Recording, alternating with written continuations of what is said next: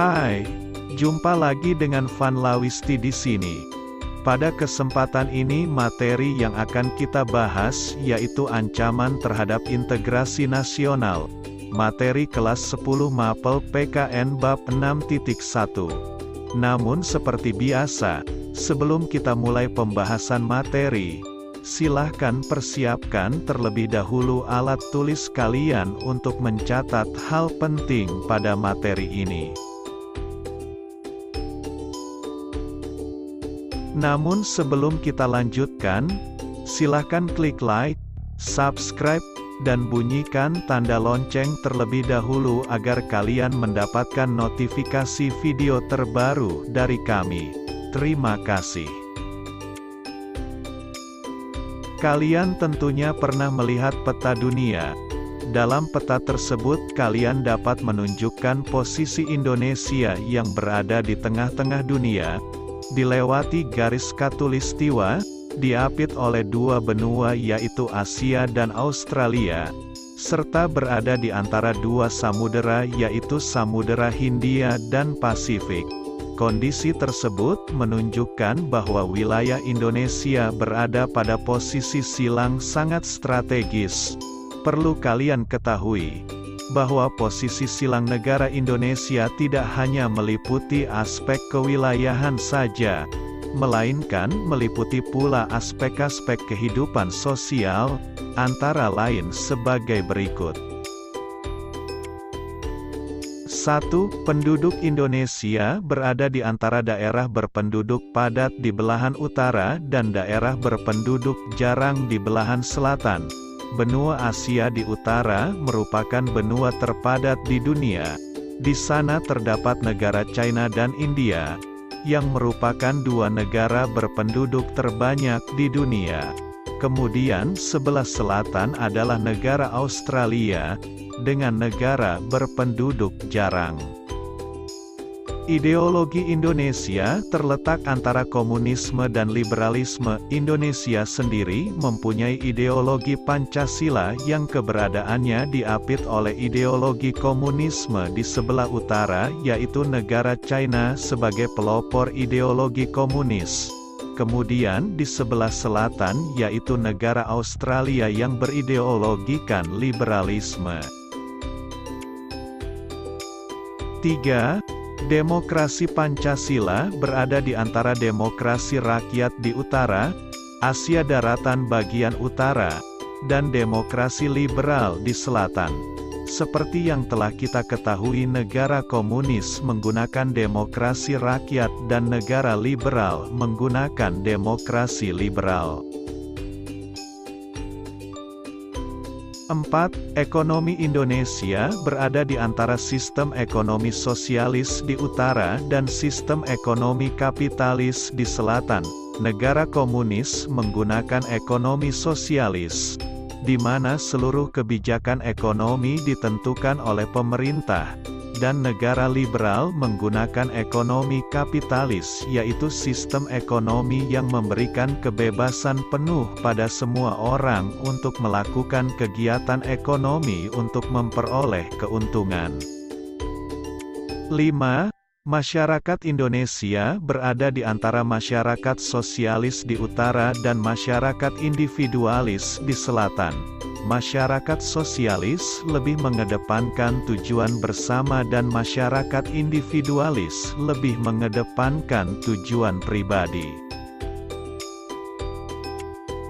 6. Kebudayaan Indonesia berada di antara kebudayaan timur di utara dan kebudayaan barat di selatan.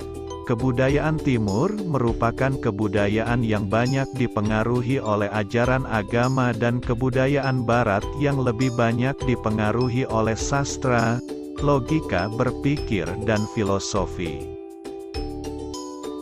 7. Sistem pertahanan dan keamanan Indonesia berada di antara sistem pertahanan kontinental di utara dan sistem pertahanan maritim di barat, selatan, dan timur.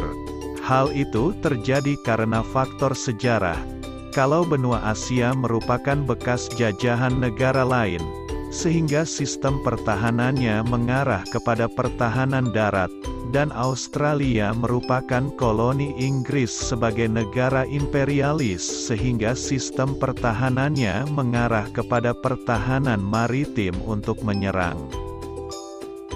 Dengan demikian, maka posisi silang Indonesia merupakan sebuah potensi sekaligus ancaman bagi integrasi nasional bangsa Indonesia.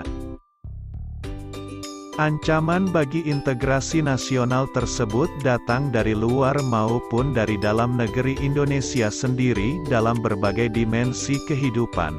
Ancaman tersebut biasanya berupa ancaman militer dan non-militer. 1. Ancaman di bidang militer. Perkembangan persenjataan militer di setiap negara terus ditingkatkan. Bahkan ada negara yang memiliki senjata pemusnah massal yang berbahan kimia dan nuklir. Aktivitas ini merupakan ancaman militer yang menggunakan kekuatan bersenjata yang terorganisir. Ancaman ini dinilai mempunyai kemampuan membahayakan kedaulatan negara, keutuhan wilayah, dan keselamatan segenap bangsa. Kekuatan senjata ini dapat digunakan untuk melakukan agresi, invasi, pelanggaran wilayah, pemberontakan bersenjata, sabotase, spionase, aksi teror bersenjata, dan ancaman keamanan laut dan udara. Suatu negara yang melakukan agresi dikategorikan sebagai ancaman kedaulatan negara, keutuhan wilayah, dan keselamatan suatu bangsa. Agresi ini mempunyai bentuk-bentuk mulai dari yang berskala paling besar sampai dengan yang terkecil. Invasi merupakan bentuk agresi yang berskala paling besar dengan menggunakan kekuatan militer bersenjata yang dikerahkan untuk menyerang dan menduduki wilayah negara lain. Selain itu, bentuk ancaman militer yang sering terjadinya cukup tinggi adalah tindakan pelanggaran wilayah, wilayah laut, ruang udara dan daratan. Pemberontakan bersenjata juga menjadi ancaman militer yang harus serius ditangani oleh bangsa Indonesia. Pada dasarnya pemberontakan bersenjata yang terjadi di Indonesia merupakan ancaman yang timbul dan dilakukan oleh pihak-pihak tertentu di dalam negeri. Spionase merupakan kegiatan yang biasanya dilakukan oleh agen-agen rahasia dalam mencari dan mendapatkan rahasia pertahanan negara dari negara lain.